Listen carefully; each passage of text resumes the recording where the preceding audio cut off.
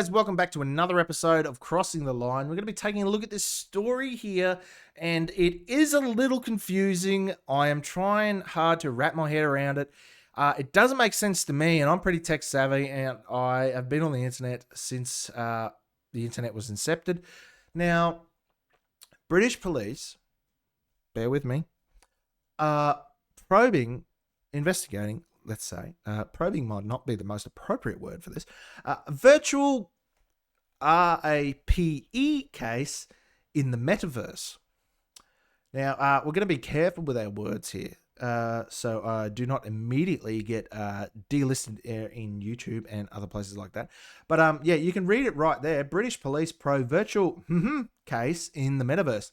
Young girl's digital persona is sexually attacked by a gang of adult men in immersive video game, sparking first investigation of its kind. Sorry, it's not funny, but it's hilarious. Of its kind, and questions about the extent of current laws apply in online world. Now, if you're not sure what the metaverse is Mark Zuckerberg, aka the Facebook dictator, the guy who invented Facebook. It's his version of an online universe with VR and chat rooms. Remember like the old chat rooms back in the day? It was like a black box text.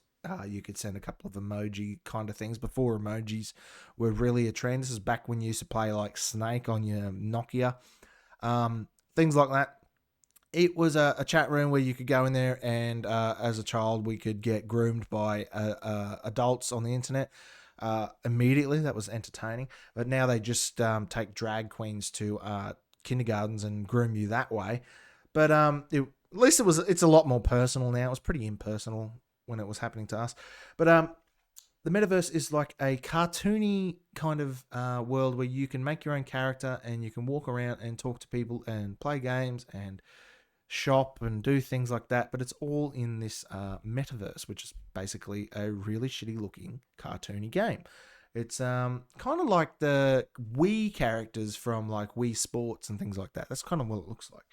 So I don't think they've actually implemented a sexual function in that game where you can have the appropriate anatomy to R-word someone, but apparently this girl in England was R-worded by a bunch of online characters, I suppose. Police are investigating the first case of R-word in the metaverse after a child was attacked in a virtual reality video game. Now, I'm just going to call it out here. Now, the English police are renowned for ignoring grooming gangs in England. They're renowned for ignoring R-wordists and letting them get away with literal murder and R-wording people in England. But if you say something online, if you offend someone, if you possibly say something possibly homophobic and or racist, they will come after you with the entire full force of the law, especially in places like Scotland. You can ask Count Dankula how his joke with his making his dog do the Nazi salute went. That did not end out well for him. It did in one way and didn't in another way. But we'll keep reading this story here. The headset-wearing victim did not suffer any injuries as there was no physical attack. But the police are still wasting their time anyway. But officers said she suffered the same psychological and emotional trauma as someone who had been R-worded in the real world, as the VR experience is designed to be completely immersive. Now, I don't know about you, but that sounds like it is really, really diminishing people who actually have been R-worded in real life. It's diminishing their trauma. It's like saying, you may have had your arm cut off or something like that, but I stubbed my toe once. Yes. And even in this case, like stubbing your toe would leave you with an injury because, yeah, we've all done that. I did it the other day on the robot vacuum. I just about yeeted the cunt across the room. But she wasn't hurt in any way. So it was just psychological trauma, which isn't good. Psychological trauma is bad. But have you ever played a Call of Duty video game? Have you ever played Hell Let Loose? I've been playing that recently. I've been streaming that. You can come and watch that over on Rumble because YouTube doesn't like my streaming at the moment. So we'll just go to Rumble and do it where we can say and do what we want.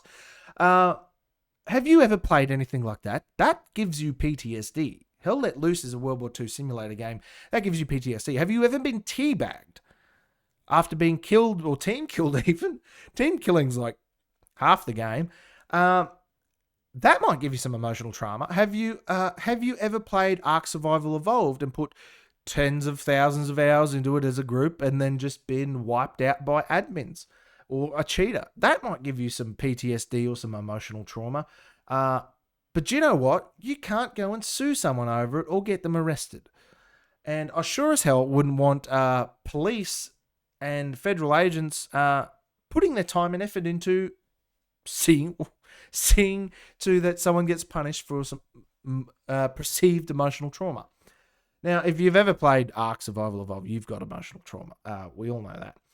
Virtual reality headsets were expected to be a popular gift this Christmas, with the NSPCC estimating that over 50% of children aged between 5 and 10 have one, and 6% use one daily. Now, I haven't even got a VR headset, and technology is not really there yet, so I wouldn't want to go and spend a bunch of money on something then you buy the wrong brand, or it'd be like buying a Sega or something now. When there's Xbox and PlayStation out there and PC, you don't really know which one to choose. It's like you might end up with a Nintendo instead of an Xbox or something.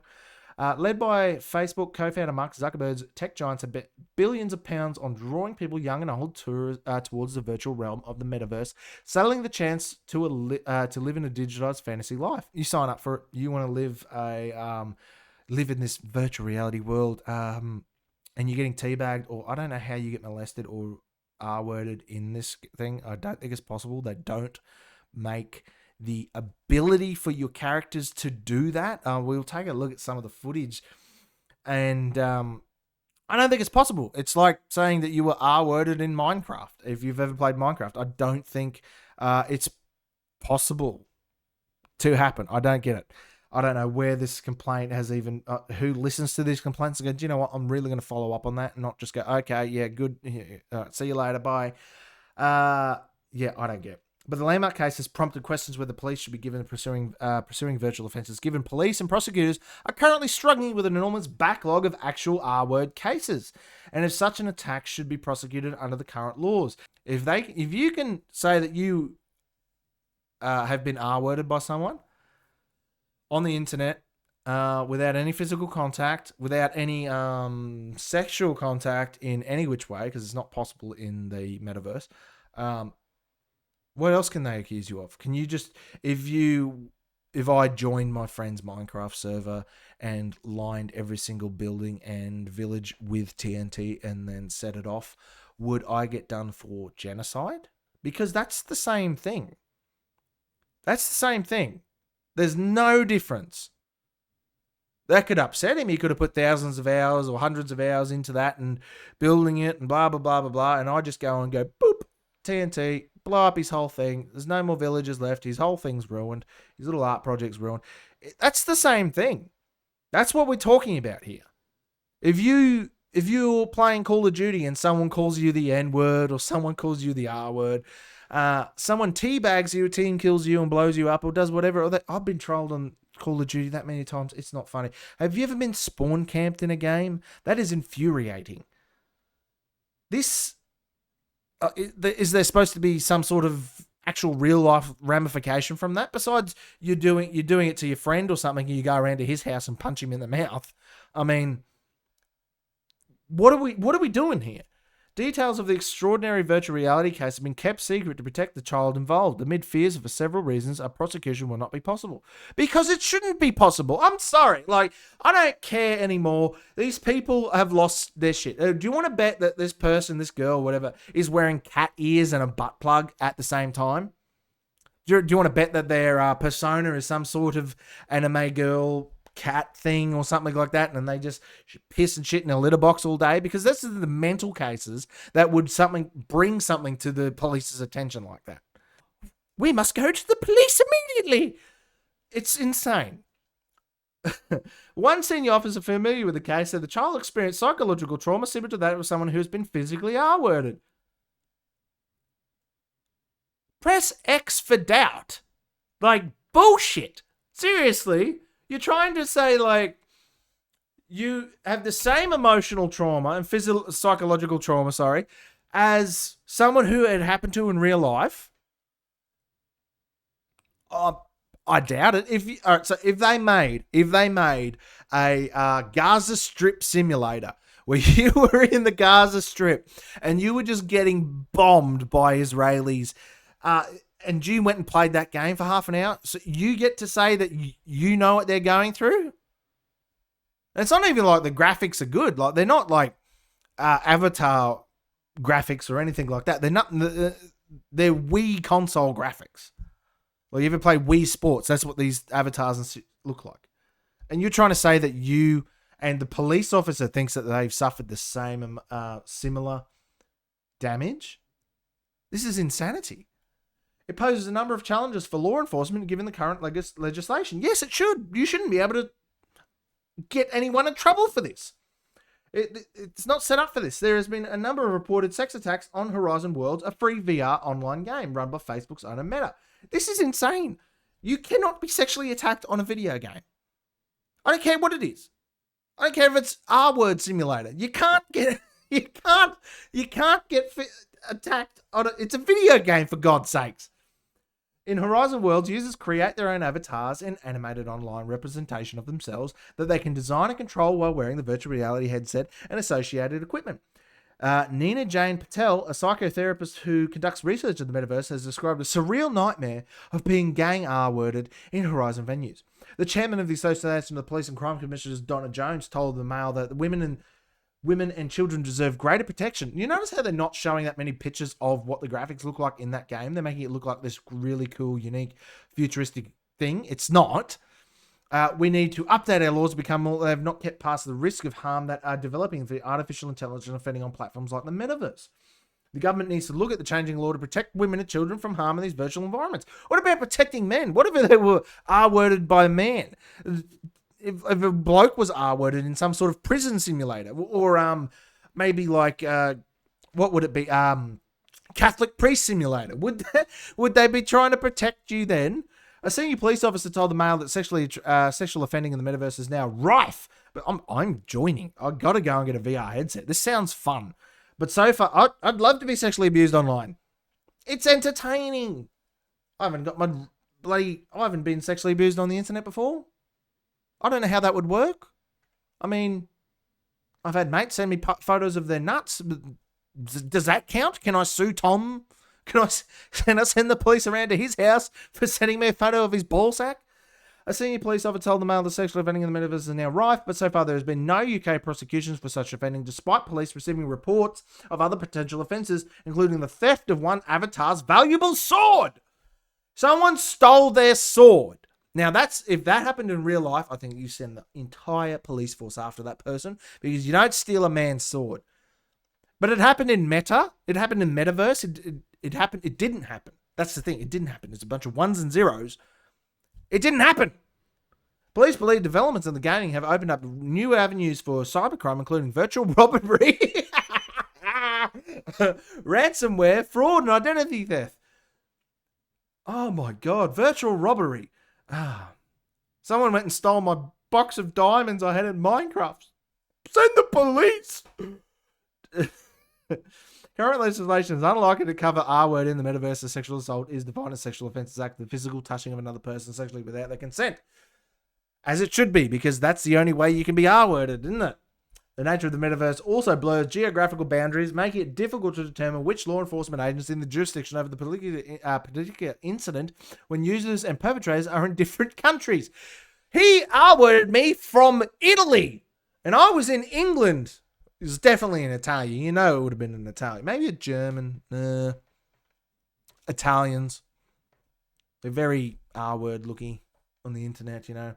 A spokesman for Meta said the kind of behavior described has no place on our platform, which is why all users have automatic protection called personal boundary, which keeps people you don't know a few feet away from you. So it's physically impossible to have happened in there anyway. You have a personal boundary where people can't touch you. It's like having a force field. Mr. Critchley added, we know offenders' tactics to groom and commit offences are constantly evolving. This is why a collective fight against predators like this in the case are essential in ensuring people are protected online and can use technology safely without threat or fear. The metaverse creates a gateway for predators to commit horrific crimes against children, crimes we have no lifelong impact both emotionally and mentally. Yes, that is true. Metaverse, Facebook, Instagram, TikTok is a major one. Things like Roblox, any online thing. You need to be watching what your children are watching. You need to be involved in what they are doing online because they can be groomed, they can be R-worded, they can be taken somewhere. There's a million people out there. Alex Rosen who goes and blows these people up so that you know what these people are doing, and he catches child predators and exposes them. When someone on the right, like Alex Rosen, goes and exposes a child predator, they are mocked by people on the left, mocked by people who push this agenda. And they said, oh, you're just weird that you're doing that thing and blah, blah, blah. That's disgusting that these people will attack someone like him who regularly goes out there and catches predators like this. And if you are interested in learning more and how to protect your kids, I suggest you go and watch anything Alex Rosen puts out. Our Timcast episode, a Culture War episode with Alex Rosen on there, where he talks about things like that. And if you haven't seen it, go and watch The Sound of Freedom. I watched it just the other day. You can download, buy it, or rent it on Amazon Prime. Not that I'm really a fan of Amazon Prime, but that's one way to go and watch it. Buy it off their website. It's disgusting. It's scary. It's shocking. But people need to know what your kids are watching online. If you do not know what your kids are doing on the internet, then you are a bad parent. Hands down. Hands down. If you do not know what they're up to 90% of the time on the internet, when they're a kid, especially when they're as young as 15 or 16 like this girl, you're a bad parent. What are you doing? As such, a policing approach must continually evolve to enable us to relentlessly pursue predators, safeguard victims all across online spaces. Passing of an online safety act is instrumental to this, and we must see much more action from tech companies to make their platforms safe spaces. Now, I'll break this down for you in very simple terms. The world is not a safe space. Bringing out something called an online safety act. They are trying to do that here in Australia. They're trying to do that in the US. They're doing it around the country. They're doing it around the world. They are trying to neuter the internet and get rid of your anonymity because of these fake allegations of R-wording and child sex and things like that. They ignore the actual cases and hate on the people who are actively going out there and stopping that. They called The Sound of Freedom a far right-wing conspiracy theory. It shows you what their motivations are. They don't care about protecting children. You can see that with the amount of propaganda they're pushing to cut kids' genitals off and put them on hormone blockers and bring drag queens into schools and teaching them about anal sex and teaching them how to use Grindr as young as 5. They are not there to take care of children. They pretending they care about children. They do not. They want them to basically use them as they will, and it's disgusting. I'm sick of it. They go and portray themselves as these heroes that are out there just to make the world a place for kids. And we've got to make the internet safe. You cannot make the internet safe without going full totalitarian dictatorship. It is impossible. If you ban free speech on the internet, if you ban free speech in any way, you are a dictator. This is insanity that these people, and a lot of people will get behind them and say, yes, we need to start an online safety app because someone said a rude word to me on the internet. Sticks and fucking stones is still very, very relevant. When did it stop becoming relevant? It's insane that these people get told that they get something bad happen to them on the internet because they're generally a boomer and they're a fucking moron, and you say something mean to them and they go, oh, quick, we must stop all that. You put it out on any Facebook group because it's all full of boomers. There's no one on there except for boomers now, and nut jobs promoting flat earth and things like that, and a lot of Antifa groups, shit like that. You put it out there and they say, yes, we should have, everyone needs to, like Nikki Haley was saying, they want to show a government ID to use Twitter or Facebook or anything like that. You have to go and show your ID and put your name to the things you say on the internet. Now, I get where they're coming from. It's like some people think, oh, well, you shouldn't be able to be an online troll. Maybe you should just harden the fuck up and get over it. Like, seriously, if someone says something mean to you on the internet, it's not the end of the world. Go outside, touch fucking grass, get over it. It's not the end of the world. Come on. But this case here, if this goes through, if the police even looking at it, is a waste of time. This is what they're spending your money on in England. Are you proud of that? Well, they let real R-wordists and real groomers and that get away with it. Not only just get away with it, they promote them. They bring them into the country and then they protect them. What do you guys think anyway? Do you think this case should be just thrown out? Do you think this case has validity? Do you think that that could actually happen to someone on the internet or metaverse? Maybe one day we've all got brain chips and we're living in an AI reality. Maybe then, I don't know. But I don't think having your Wii character on the metaverse thing getting R-worded is possible right now. I don't know. What do you guys think anyway? Let me know in the comments down below, and I'll see you in the next episode. Don't forget to leave a like, share, and subscribe to the channel. Comment down below, and I'll see you guys in the next video.